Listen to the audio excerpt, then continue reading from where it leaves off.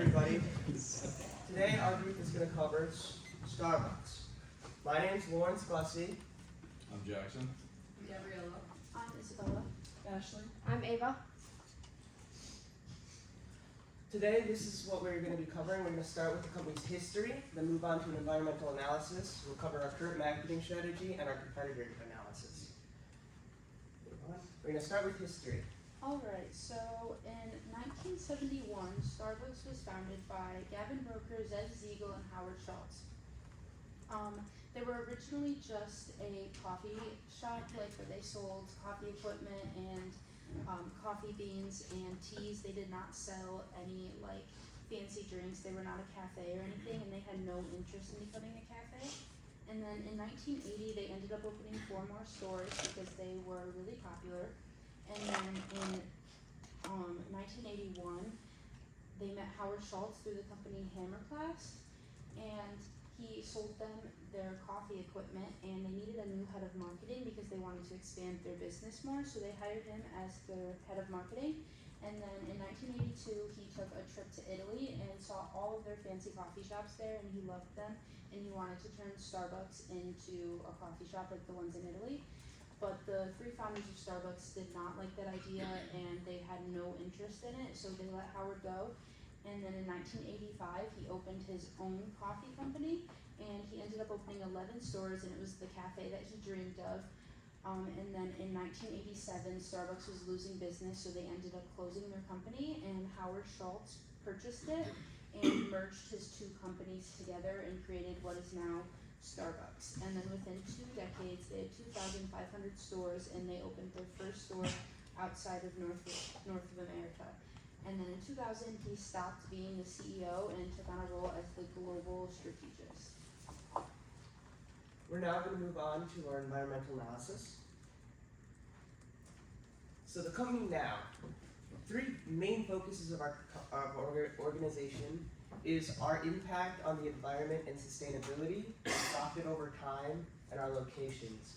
So to talk about our impact and sustainability, there's 2 big company-wide goals we have. First of those being is we're trying to cut our carbon emissions in half by 2030.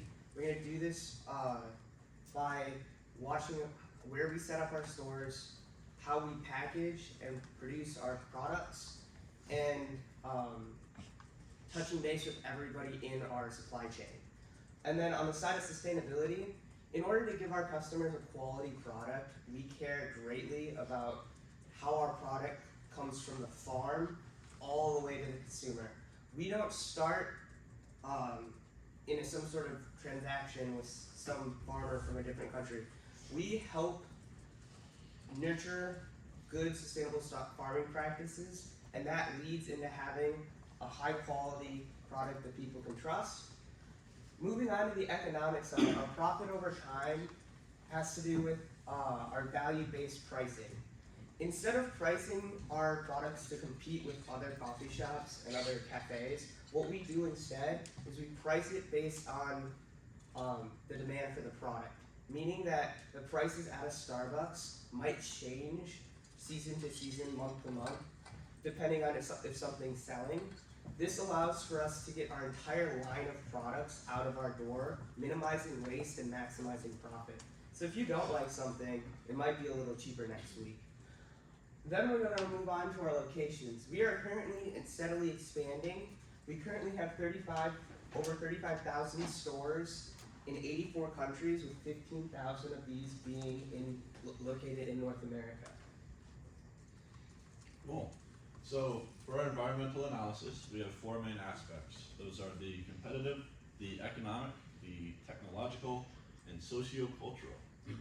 To stay ahead of the competition, Starbucks focuses on producing a consistent and high-quality product that we can sell for a reasonable price. For the economic aspect, things like the price of coffee beans, other ingredients, and even like the coffee machines like Starbucks uses in their cafes, that affects our marketing strategies. Now for the technological aspect, we keep our customers coming back with rewards programs, loyalty points on our unique mobile app. And for the socio-cultural aspect, Starbucks has always been, a gathering place. You can go there with your friends, use their free Wi-Fi, get some work done, or even just go, through their drive-through, grab your quick cup of coffee and leave. Alright, so everybody here understands we're currently in America. We are the primary consumer of our organization's coffee. It's where we were founded. It's where most of our coffee is actually like ground made and most of our products come out of. But what some people might not know is that we are in 84 other countries and we have a very large portion of our stores international. One fun fact about China is actually there are over 6,000 stores in Beijing alone. And then in the United Kingdom, Starbucks is actually currently celebrating their 25th year in the UK, and they're doing this by introducing a new, very British drink to UK Starbuckses. It's actually a clotted cream and fudge, like frappe, which personally I don't really feel like I want to try something that has clotted cream in it. I don't really know what it is, but luckily it's not coming to America. Jackson, would you love to cover France? Yeah, so in France, Starbucks has been around for nearly 20 years, with the first store opening in 2004. And there's even a Starbucks in Louvre, which is a famous art museum that also houses the Mona Lisa. It's pretty crazy that there's a Starbucks where one of the most famous paintings of all time is. Now in Saudi Arabia, there's nearly double the amount of stores. The first of those opening in the year 2004, I believe. And in Japan, the first Starbucks came around in 1996 with nearly 1,700 stores in that country. Something fun about the stores in Japan is that they all sell, products that are unique to the country of Japan. But sadly, they're not a sushi restaurant. Alright, so as we all know, Starbucks is an extremely successful company and brand, and it's not because they got lucky that they rose to this level of popularity. It's due to their marketing plan and the way they implement their different strategies. So if we start by looking at their target market, they initially started targeting white-collar professionals and more student demographics.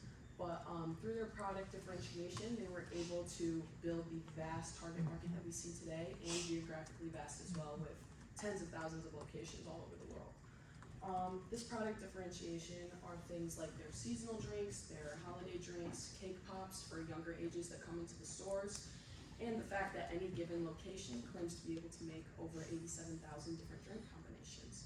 So with all of this different differentiation, they're able to hit the multiple segments of their very fast target market. Some of Starbucks' objectives in general and their marketing objectives can be pretty clearly stated in their mission statement here at the bottom, which to sum it up basically means they want to better communities and connect people through their business.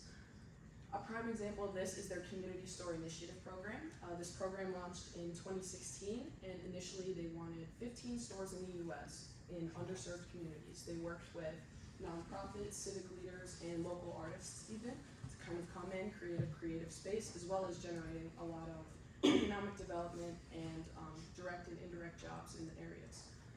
The program did so well that they announced that they're expanding the initiative, hoping to have over 100 of these unique locations by 2025. Another sustainable marketing tactic that they implemented was how they deal with their coffee farmers, their suppliers. Starbucks has 9 farmer support centers around the world where farmers can come in and basically get the tools and information they need to sell, manage their business, and grow their crops. Alright, when we look at their marketing mix and their products, it's rare that anything but coffee comes to mind, but besides their tangible products of coffee, tea, and food, they also have an intangible atmosphere that they provide. When you walk into a Starbucks location, you're going to notice the comfy furniture, low lighting, high ceilings, which really promote productivity and creativity.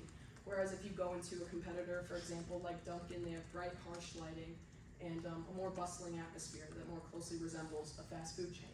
So this atmosphere that Starbucks provides is a product that keeps people coming back to the locations and builds that customer loyalty. When we're talking about the place aspect of the mix, I'm talking about marketing channels and supply chain management mostly. And a huge marketing channel for Starbucks has been their mobile app. They implemented this in 2009, and which was years before a lot of other firms and companies kind of got on that trend of having a mobile app. And the app did so well a few years ago that it was the most popular in the US, which is notable because Starbucks sells coffee, and not a wide range of products like a lot of other mobile payment apps do. They also have ethical supply chain management, as I mentioned earlier with the coffee farmers. Starbucks does buy 3% of the world's coffee, and they see it as one of their ethical and sustainable responsibilities to support those farms. They do pretty well for themselves with their promotion, and I'm sure we've all seen a Starbucks ad at one time or another, and that's not a coincidence. It's because they spend millions in their advertising budgets annually. Another successful promotion that they do is their reward system, which basically rewards customer stars with their purchases, and upon collecting a lot of stars, you can get discounts, free things, whatever the promotion is at that time. And their pricing is a premium pricing strategy, which basically means that Starbucks is able to capitalize on the perception of the public. Their products are seen as quality, and consumers in turn are willing to pay those higher prices. With the SWOT analysis, a big strength of theirs is their popularity and loyalty. We all have either gotten Starbucks or know someone who gets Starbucks often. And what creates that loyalty is their quality, sustainable products. They don't really have much products that are very opinionated, bad, I guess. But they're all very okay for you. And also with their their convenience with how there's so many locations. There's each state has a lot of locations, along with all the countries. How there's over 35,000 countries. But with even though they're so popular and with their customer, they're also very expensive.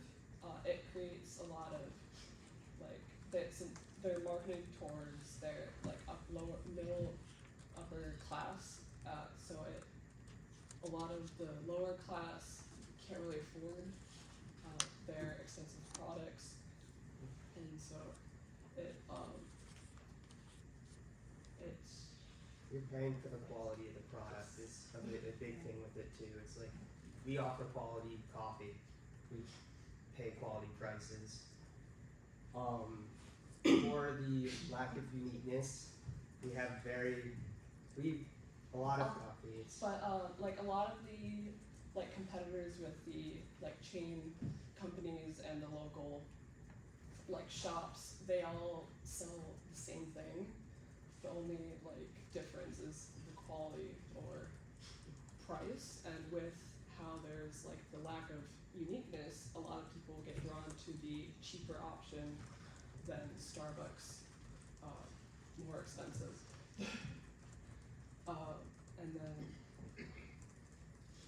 And since the U.S. and China has about 60% of their locations, it gives them opportunity to expand to other countries with lower amount of locations and a higher population, like Italy or Greece. Those are some examples. It would be beneficial for the company and the country, for tourism and everything. And then with and Go into their throats now, competition from local shops. yes, There's a lot of local shops in Marquette. The competition with local shops and other chain companies is a big thing against Starbucks, because Starbucks is very cookie cutter. We have a lot of stores, we serve a quality product that's consistent, but you don't get that same brand loyalty you do with a small local business. You get people who come in there for the paper for 20 years. They aren't going to treat going to Starbucks the same way that you do treat going to World Pasta. You also have a lot of coffee connoisseurs who very much do not like getting the same thing over and over again. But you can trust our coffee's quality, and I think that's the biggest upside we have. We're going to move on now to our case study. So for our competitor analysis, we compared Starbucks with local coffee shops in the area, and since we're in Marquette, I picked Velodrome Coffee Company. So at Velodrome Coffee Company and Starbucks, there's many similarities, like their pricing, their coffee, their small eats, and their atmosphere. So at Velodrome Coffee Company and Starbucks, you can go in and you can get a black coffee, so you can get a drip coffee, and you can get that for around $5 to $6 at Velodrome, and then $5 to $6 at Starbucks as well. Also, their seasonal drinks. So this picture on the left is Starbucks pumpkin chai latte, and then on the one on the right is Velodrome's Chardaman Thai latte. So at Velodrome and Starbucks, they have seasonal drinks based on the season. So they have fall, they have winter, and then around winter they do like they'll do like peppermint mocha lattes and whatnot. Small eats at Velodrome Coffee Company, you can go in and you can get a breakfast sandwich or a waffle. And those prices might be a little more expensive, but you are getting more for what you're paying for. Whereas at Starbucks, you'll go in and you'll get a small breakfast sandwich or bacon, egg bites, and you will be paying more, but you're not getting that like big meal like at Velodrome. And then, like I said, with their coffee, Velodrome and Starbucks have around the same types of coffees, but the one thing is at Starbucks, they have more things for like younger kids or little kids, whereas Velodrome, they pretty much, their specialty is coffee and those specialty lattes. And then the atmosphere at Starbucks, you go in and you have a welcoming atmosphere where you can get homework done, you can study, have a business meeting, write emails with the free Wi-Fi, or just grab a coffee and something to eat. Whereas at Velodrome, it's the same type of thing. You go in there with the free Wi-Fi, you can get homework done, business meetings, answer emails, and whatnot. And then some differences is their target market. So at Starbucks, like I said, their target market is college kids like us, or kind of the younger kids, as they can serve them refreshers, steamers, and all of that. Whereas at Velodrome, if you guys don't know, Velodrome is actually named after a bike track in, I don't know where it is, but they're towards more of like biking people or older people that want to go in and get more of a fancier coffee. And then their mobile ordering and drive-through. So at Starbucks, as you can see, you can order on the website. They'll find your location, set it for a time, run in, grab it, head out if you're in a rush. Where at Velodrome, when you order, you have to wait in a line, wait for them to make your coffee, and it kind of takes a little bit longer. So that's why we also have a drive-through at Starbucks. At Starbucks, if you're not feeling your greatest, you can run through the drive-through, grab your coffee, and go. Whereas at Velodrome, you actually have to go inside and order that. And then locations, Velodrome only has around 3 locations, whereas Starbucks, there's locations everywhere. Just alone in Marquette, I think there's 5, including the one downstairs in Jamrich. And then Starbucks sells 4 billion plus copies each year. That's questions. Any questions?